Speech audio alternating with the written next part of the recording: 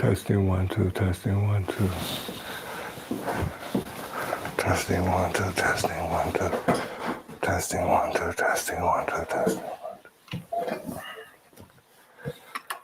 Good morning, good morning, good morning. We are here live for our virtual book. You see the book on the page there. It's from the Sermon on the Mount by none other than Emmett Fox. Awesome author. If you get a chance, read some of his works other than the Sermon on the Mount. Okay, let's take that down. And I'm Reverend R. Ken. This is Unity of Chicago South. This is our special third Sunday feature.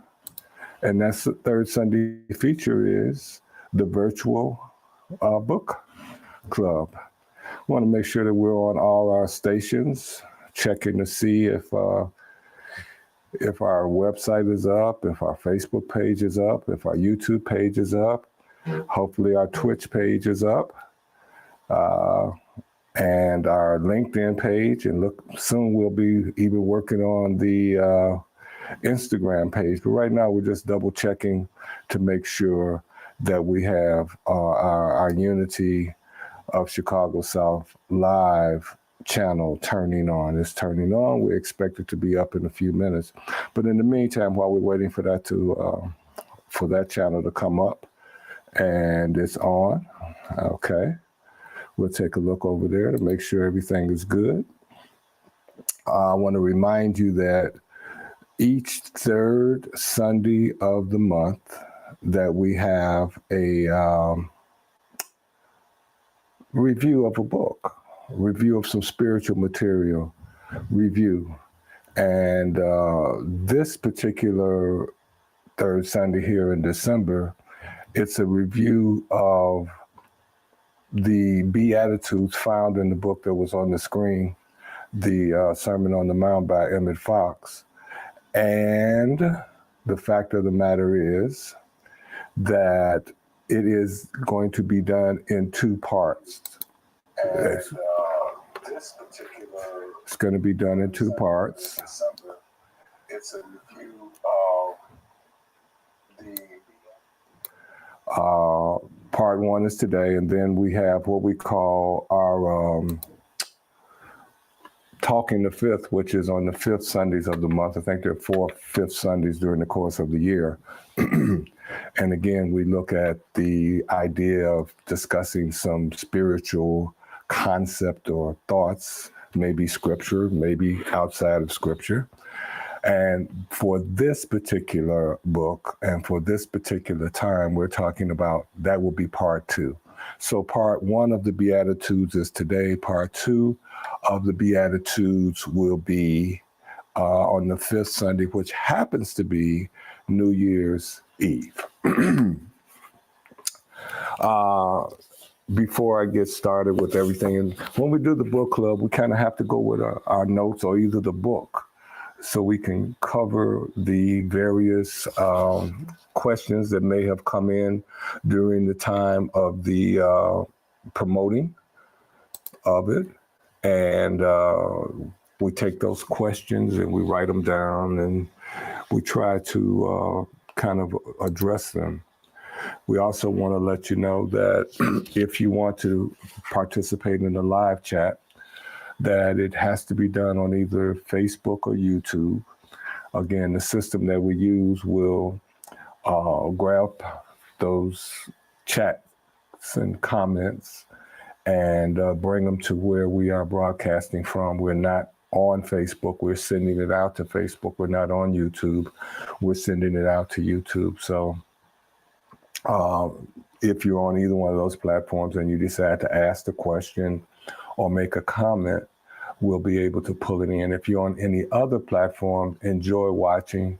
You can send comments via that particular platform. The difference is we won't get them right away. They will be a little bit later.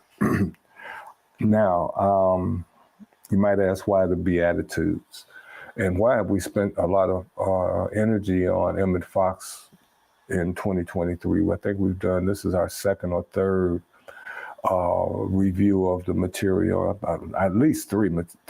I know we've done the 7-day mental diet. We've done what did Jesus teach, and now we're doing the Beatitudes, and we may have done one more. So we've done 3 for sure, and possibly even 4. What he writes and what he shares is just dynamic material, and it has stood the test of time. That's one of the reasons. Not that he's the only author. Many of the New Thought authors are in the same position where their material has stood the test of time. But he gives it in such a way that it's digestible with ease. Okay, it's digestible with ease. So with that said, I want to talk about the 4 Beatitudes that we're going to cover today, or we're going to touch on today, and also remind you of a couple of other things before we get into it. Next week, the 4th Sunday of each month, is Divine Feminine Sunday, and the ladies of Unity of Chicago South, or female guest of Unity of Chicago South, present the lesson, the New Thought lesson, and the meditation. And if you follow Reverend Bonnie, you know she does some cosmic meditations. And next week she's going to bring a cosmic meditation live to us. And there's something about live. There's an excitement that's involved with live. So look forward to that. That again is at 11. The same channels, with the exception of Twitch and LinkedIn. The same channels that you're on all the social media platforms. And I want to remind you also that on January 6th, Saturday, January 6th, that evening, will be our annual Burning Bowl event. And something that helps you move into the new year, into the new consciousness. And I'll leave it there. And that's the part of why we're using these, the Beatitudes from Fox, is because they set the stage, so to speak, to allow us to move into a new consciousness, a fresh consciousness.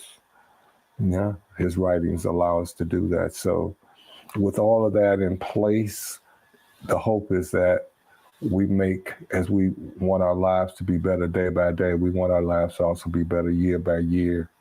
And we create, we manifest, we bring forth a better year. Not this could be the greatest year, but it could still be better. It's not that it could be better in material, but it could be better in our understanding and our relationship with ourselves, as we'll see a little bit today. So without, as they say, further ado, I want to give you the 4 Beatitudes that we're going to look at today. Blessed are the poor in spirit, for theirs is the kingdom of heaven. Blessed are those who mourn, for they shall be comforted. Blessed are the meek, for they shall inherit the earth. And blessed are those who hunger and thirst for righteousness, for they shall be filled. But again, before we start, I'd like to remind you that there is an infinite source available to you, no matter your race, your gender, or religion. It's there for whoever seeks it. Believe what you may, but know that the source of the universe, the source that holds the stars in place, is the source of each of us. Therefore, the principle supporting the stars is the same principle that's available to each of us. As I declare this in the first person, I declare it for all. I am open and receptive to this divine living principle. Mother, Father, God, I am grateful. As I believe it, as I accept it, so it becomes, and so it is. Well, let's start by reading a little bit from these dynamic writings by Fox. He says, Jesus concerned himself exclusively with the teachings of general principles. And these general principles always had to do with the mental state, for he knew that if one's mental states are right, then everything else must be right too. Whereas if these are wrong, nothing else can be right. The mental state, it all starts in the mind. And hopefully we'll expand on how it starts in the mind, and it's not just about our thoughts. Unlike the other great religious teachers, he gave no detailed instructions about what we are to do or not to do. He does not tell us either to eat or to drink, or to refrain from eating or drinking certain things, or to carry out various ritual observance at certain times and seasons. Indeed, the whole current in his teachings is anti-ritualistic and anti-formalistic. Wow. So whatever we thought, Fox is giving us another idea of how we can look at the teachings of Jesus. And you say, well, Rev, no matter what we thought.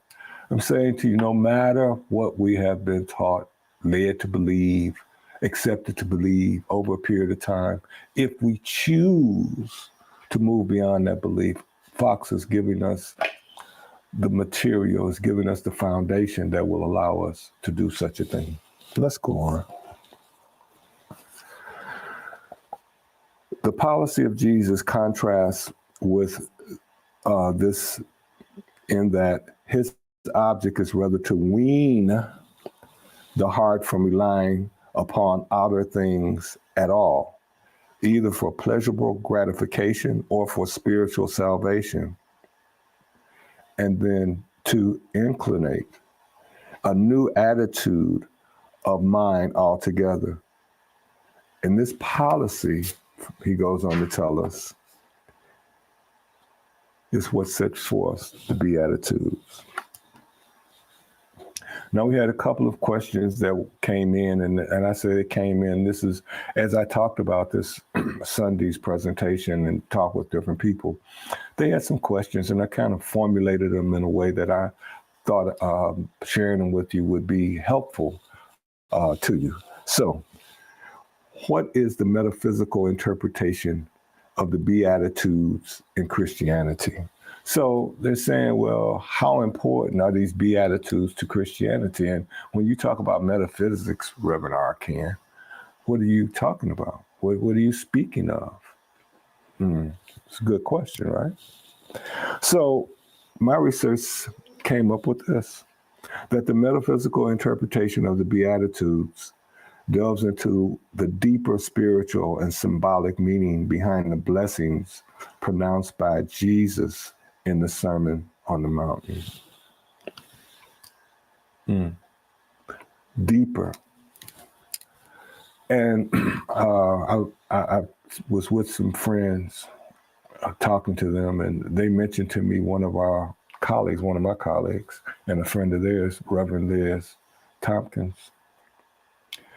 And they said, well, Liz would hold court. And I remember in class with Liz, she would say, I know the Bible, which, I mean, you called Liz to say, where did this verse come from, or whatever it may be, and she'd answer you without picking up the book in most cases. But she said, I struggle with knowing when is it metaphysical and when is it literal. And I think that's something that we all, not just folks that are steeped in Bible knowledge or steeped in Bible reading, have an issue with once they delve into going deeper. And Fox tells us here that there are times that it's just literal, it just means what it says. And there are other times that there's a deeper meaning. He's going to share with us some of those times. And as we go to the first of the Beatitudes we're looking at today, blessed are the poor in spirit, for theirs is the kingdom of heaven. Now, metaphysically, Christianity represents being poor in spirit. Now you say, oh, what? That poor in spirit as being humble and receptive to the divine guidance, emphasizing the importance of spiritual openness rather than material wealth. So in Christianity, it's not about walking around being poor. Well, again, we're dealing with what Fox is bringing to us. It is not just walking around with the tattered clothes or showing that we don't care about wealth or whatever it may be. He's saying that because Jesus' teachings are spiritual, then these Beatitudes should be looked at in a spiritual way. And he says, so spiritually, it means that I am humble to the guidance. I am meek to the guidance. I accept the guidance. I seek and accept the guidance of my higher self, of the divine self, of the God self. And in doing that, moving away from, well, it means to be poor, it means to be broke down, we'll see later that he says wealth is not the issue. It's not about wealth. And sometimes in metaphysics, we come with a misunderstanding that we're supposed to walk in a suffering manner, a suffering path. And Fox tells us, as Reverend Dr. Johnny Coleman would tell us, that's not the teachings.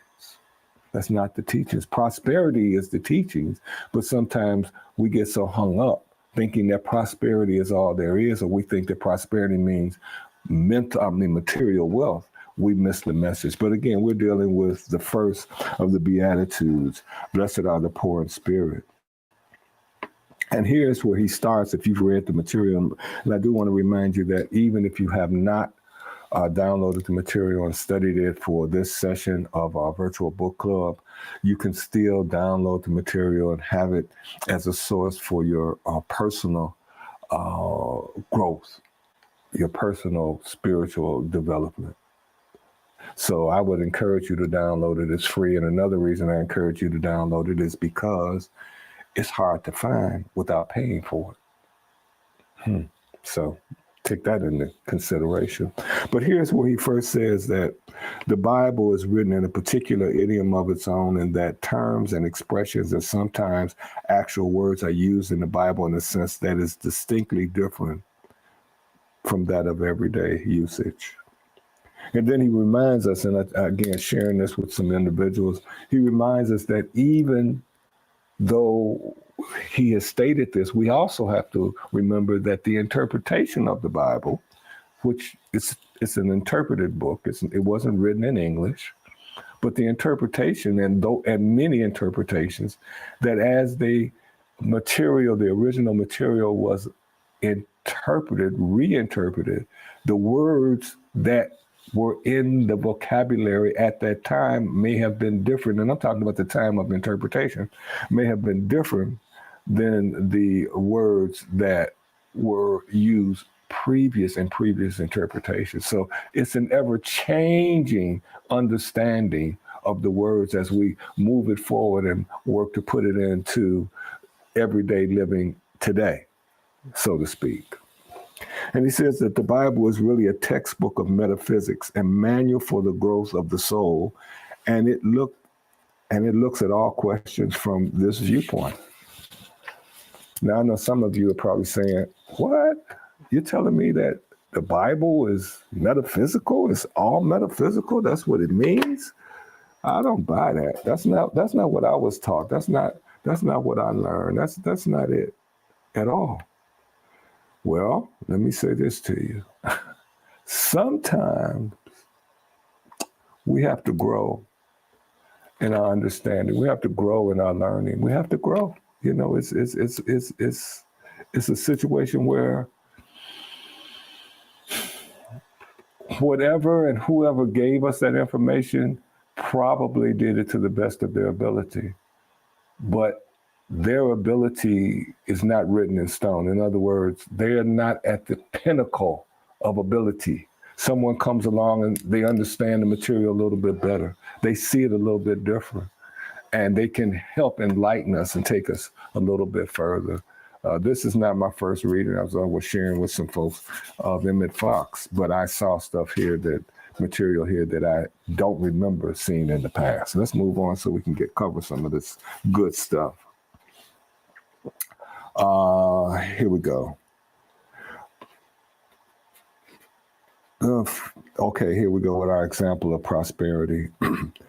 In the scriptural sense, prosperity and prosper signify a very great deal more than the acronym of material possessions, acquiring material possessions. They really mean success in prayer.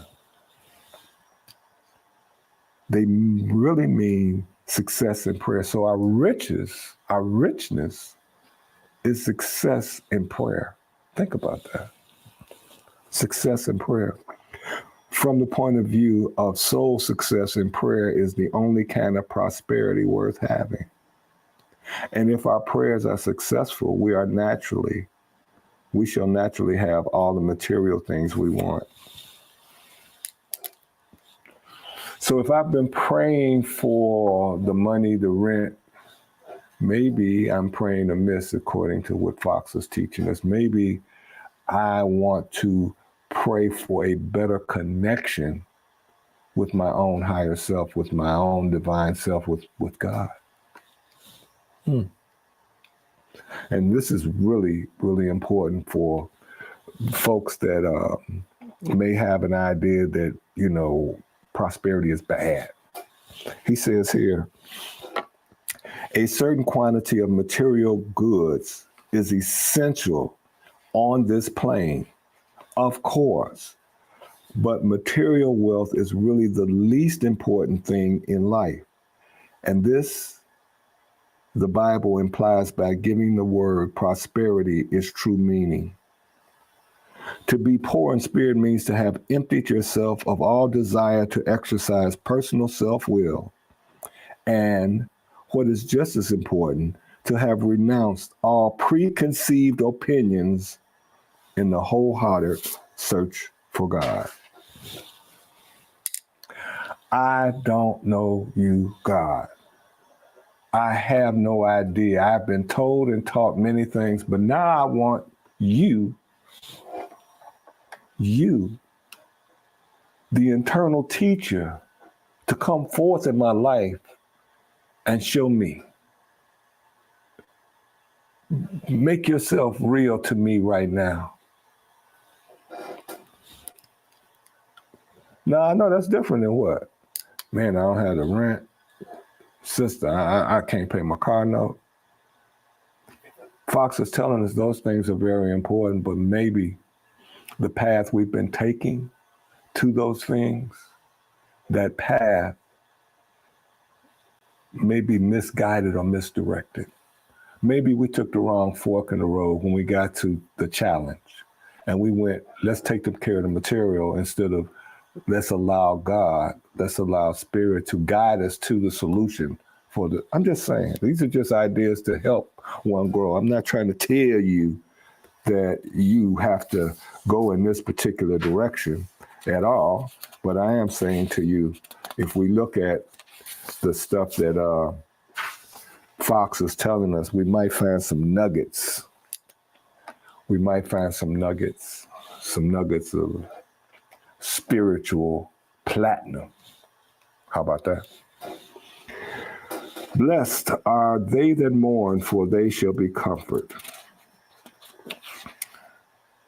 Mourning or sorrow itself is not a good thing, for the will of God is that everyone should experience happiness and joyous success. Jesus said, I come that they might have life and they might have it more abundantly. He goes on to tell us that there's really no need for humans to have trouble, because if they will only seek God first, the trouble need never come. Think about that. Now, there will be some that say, oh, yeah, I should have, God, I didn't, and I went. Fox is letting us know that, okay, so you didn't at that moment, but now you have a chance. And so whatever the situation is, leave it right where it's at and seek more of God in your life, more understanding, more revealing, more guidance in your life. This is what he said. This is how you'll be comforted. And here we go. This is so good. Humans always have the choice of learning by spiritual unfoldment or of learning by painful experience. And it's their own fault if they make the latter choice. If they choose to, I got to experience it, take me through it. I'm going to give you, right, some logic behind it. Oh, you have to have the bad so you can taste and appreciate the good. Fox is saying, no, you don't. You don't. It's like, what? So you mean it can all be good? The challenges that come forth in our life can all be handled in a good way. Think about it that way. Not, it's not impossible for me to just have all good in life, or I'm in New Thought and I'm a metaphysician, so it's all good. No, neither one of those is accurate. The accurate truth is the fact that by me seeking God first, by me working to raise my consciousness to a level of touching the hem of the garment, by me doing this, whatever comes to me, it will be handled in a different manner than if I try to do it all myself. You see, huh? Wow. Now, what does he say here? What I'm saying, he didn't say this is what I'm saying. He says it in a beautiful way. What's being said is learning to turn to God as a last resort and learn the lesson that the divine power really is the source of man's human supply and all material agents, but the channel.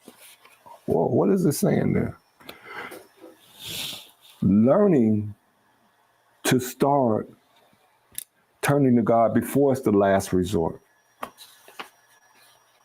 Learning that is the real power. That is from where all our source comes from. That is the source of all our good. And understanding that there are channels for it to be delivered, but the channels are not to be worshipped. Now, sometimes religion puts rituals on top of prosperity prayers. This is not him. This is where I got to in my studying to bring this to you. Tithing, for instance. Well, tithing is something that you should do to the church, or tithing is something you should do to the temple, or tithing is something that's in the Bible. When the truth of the matter is, tithing is a universal law. What? Tithing is a universal law. To allow to give of yourself, to give from yourself, is to allow more of divine to flow into yourself. That's a universal law. Now, we can put rituals on top of it. We can put envelopes on top of it. We can put tax statements on top of it. But the truth of the matter, those are just the result of following spiritual law. So release yourself from, I gotta, and be joyous, knowing that you're following spiritual law, divine law, and whatever you give, if it's a penny, if it's a million pennies, whatever it might be joyous, following the law of God, not written in the book. It didn't matter. It wouldn't matter if that was in the book or not. This is part of the universe. Fresh water flows into a river. The old water has to flow out. A refreshing goes on in the universe, and giving, tithing is part of that refreshing. See it that way. Understand it that way. I know some people who that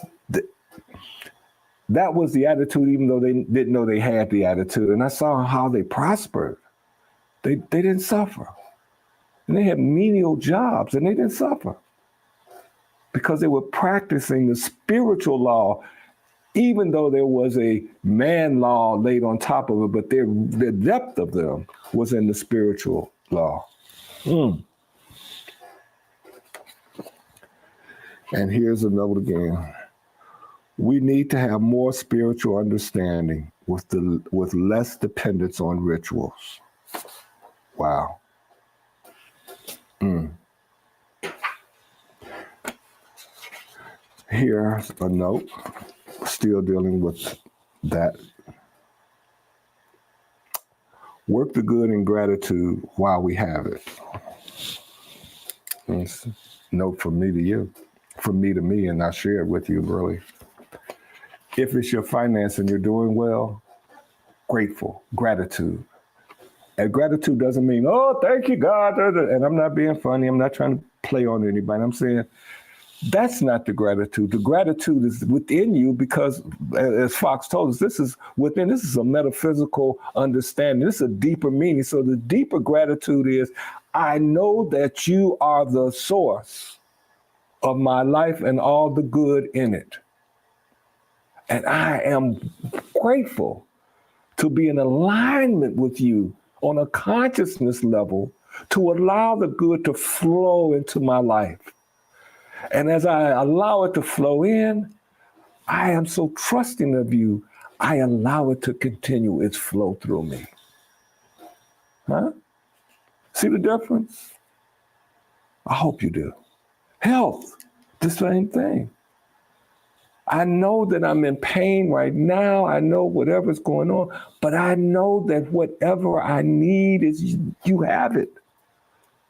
So I'm not coming to you to say, fix me. I'm coming to you, open to you to receive all the good you have to raise me where I can be, because I know that Father, Mother, God, the perfection is what you are, you see. Relationships. Oh, I can't find no, oh, it's terrible. Everybody oh, stop right there. Let it go. Leave it on the rock. And go back to spirit and be grateful for the opportunity to have relationships, knowing that the proper relationship for your life at this time is already in place. And now you're open and receptive from the guidance of God to find it, to allow it to come forth in your life, and then walk away. It's so hard. Now, this, we're talking simple solutions, hard compliance. You dig? So you're going to comply to this prayer. You're saying, well, I still see poverty over here. I still see a lack over here. I still see loneliness over here. And we will, and we do. But then we go back to prayer again. Look, I believe it was in Paul, but I believe it was Paul, not in Paul, but it was Paul. Help me overcome my unfaithfulness. He didn't say that. I'm paraphrasing. So I need help to have faith in the solution that I know that you have. So help me with that. And sometimes it's like, that's just too much help. God, I don't need that much help. I'm going to do some of this myself. Why? How successful has it been? It could be better. Whatever your position on the job, even your family, the same thing. He says, but seek the kingdom of God and right understanding. Do that first. That should be our prayer. That should be our focus, no matter what the situation is. I need clarity. I need clarity. Okay. Blessed are the meek, for they shall inherit the earth. Well, metaphysically, interpretation suggests that meekness refers to strength under control, highlighting the power of spiritual strength exercised with humility and gentleness. Boy, was this one that I need. I was telling someone that I used to not exercise it at all. I was more, I'm going to tell you something because I just read something and I know something that you don't know.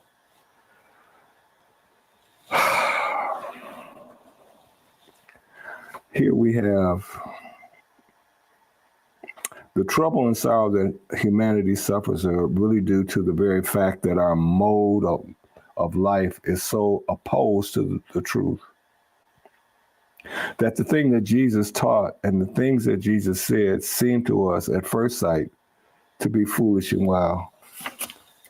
I'm going to pray for a better relationship with this God, this divine self, rather than pray for the money I need for my rent. That's silly. I'm going to pray for connection with the perfection of divine health instead of praying to get rid of this kidney stone. So it seems silly for me to pray over here when the problem's over here. Well, what these teachings are telling us, what the teachings in New Thought tell us, what Jesus was telling us, is that the problem is not over here. The problem is in here and in here. So how is it that we think certain things and feel that something else is supposed to pop into our lives? So Jesus said the problem is here and here. Fox is saying we think Jesus is like, no, that's silly. Even though we don't say it, we be like, well, I'm Christian, I believe in Jesus, boo, boo, boo, boo. And then we go praying, oh, help me fix this. And Jesus is saying, no, help me have a better relationship with the Father. And he says later on, which is not here, the way that I do what I do, that y'all see that I do, is because I go to the Father, not because I say, fix this. Okay. We're rolling down. Got one more to get to. He says here that the Beatitude, or this Beatitude, is among the half a dozen most important verses in the Bible, because when you possess the spiritual meaning of the text, you have the secret of dominion.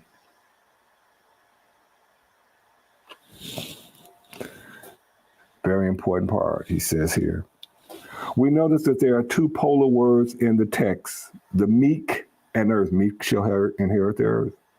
They are both used in a special and highly technical way. He told us earlier that you have to understand that the words don't mean necessarily the literal meaning, and they have to be unveiled before the wonderful meaning that underlines them can be found. And let's go through these two words. First of all, the word earth in the Bible does not merely mean this terrestrial globe. It means manifestation. Manifestation or expression is the result of a cause. A cause has to be expressed or manifest before we can know anything about it.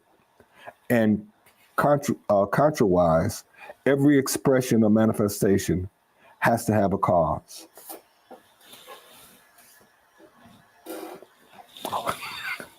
What did you just say?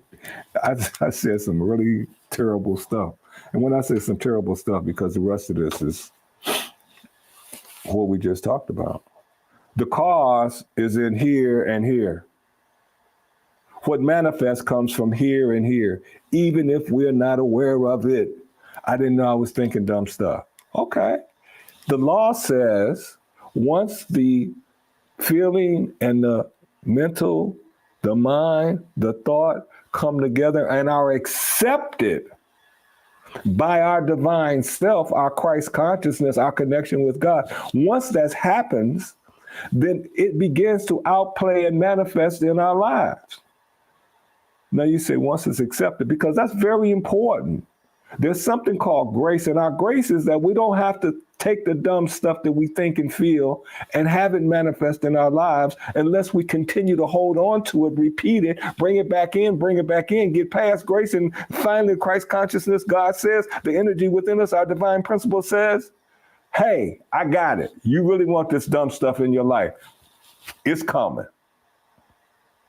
So we're living in grace with our thinking and our feeling, and while we're in grace, we can correct those thoughts and feelings that we really don't want in our lives that may be disguised.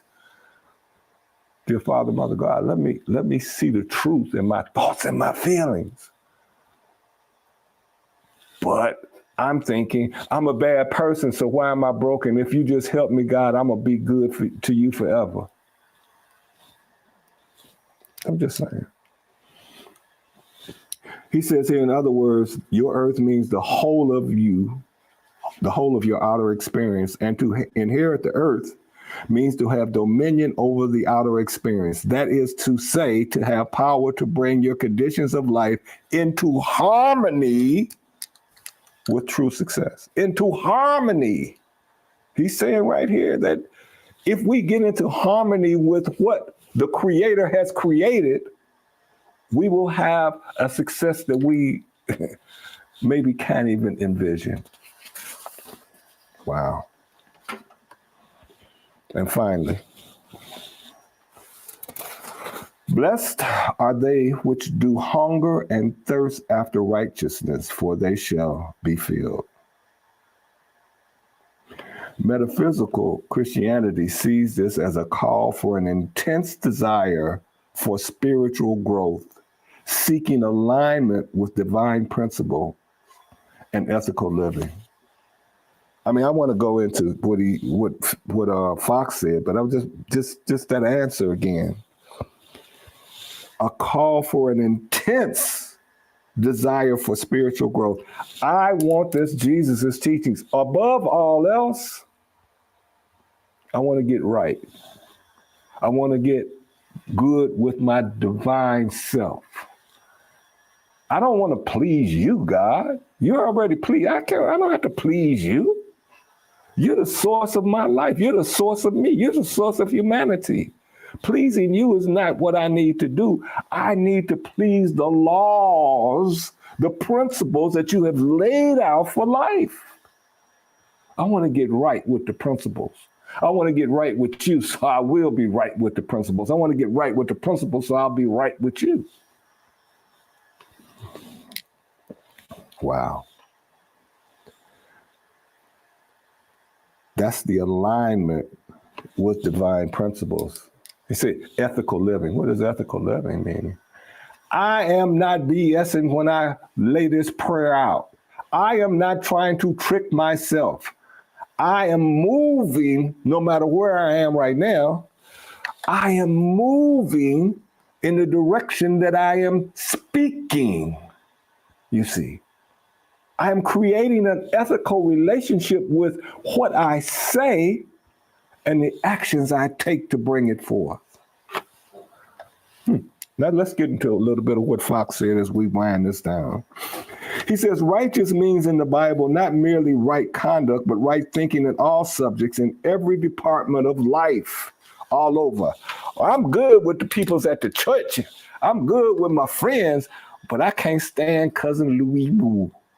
I can't stand Bowie. You know, Louis Boo. I can't stand. I don't give him a name. I'm not going to give any cousin a name. I can't stand them. That's what these teachers are saying. That's not your business. That's not my business. Cousin Louis Boo, it's not my business. I have to continue to get right without talking. I almost said that word. Without talking mess about I'm getting right with God. Oh, I'm getting right with God. Hold on. Why are you telling me? Why are you telling me? That's a conversation between you and God. That's a conversation between you and your innermost highness. That's a conversation with you and your divine self. That's a conversation with, and if you're ethical, that conversation is moving your life, your movements, your energies, your physical is moving in the direction of that conversation that you're having.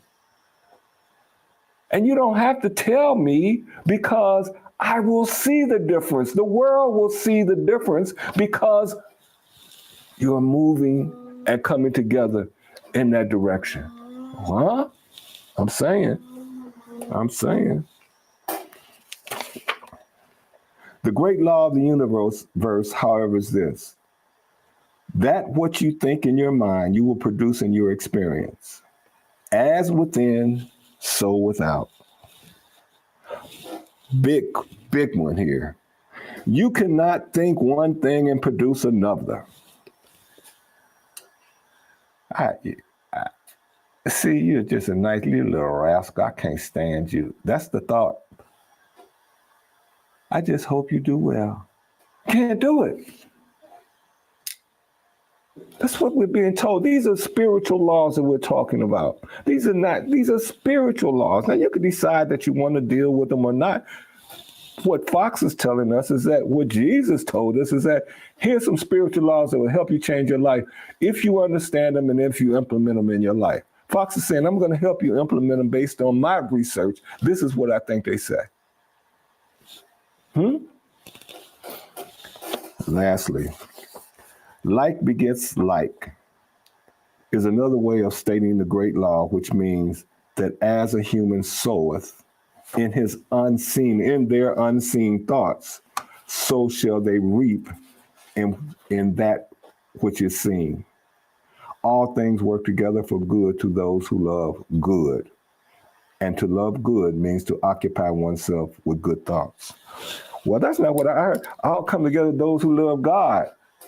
In our teachings, Emma Curtis Hopkins, a long time ago, said God and good are synonymous. And if you just start saying good, and Emma Fox obviously studied her, if you just start saying good in place of God, you will see a change in your life. Why? Simple. Good is something that you recognize. God is something that usually people have kind of a far off concept about. But good is something that I know is good. Okay, just a little pointer. Okay, we got through our four Beatitudes. But the last one, again, righteousness, seeking righteousness, because sometimes we slip. So I think this is a perfect place for us to close out today's virtual book club. In this Beatitude, Jesus tells us not to be discouraged because we do not overcome everything at once, because our progress seems to be slow. If we are not making any progress at all, then we cannot be praying in the right way. And it is for us to find out why, by examining our lives and by praying for wisdom and guidance. Indeed, we should constantly pray for wisdom and guidance and for the living action of the Holy Spirit upon us. That is the quality of our prayer. That is the quality of our prayers, our prosperity.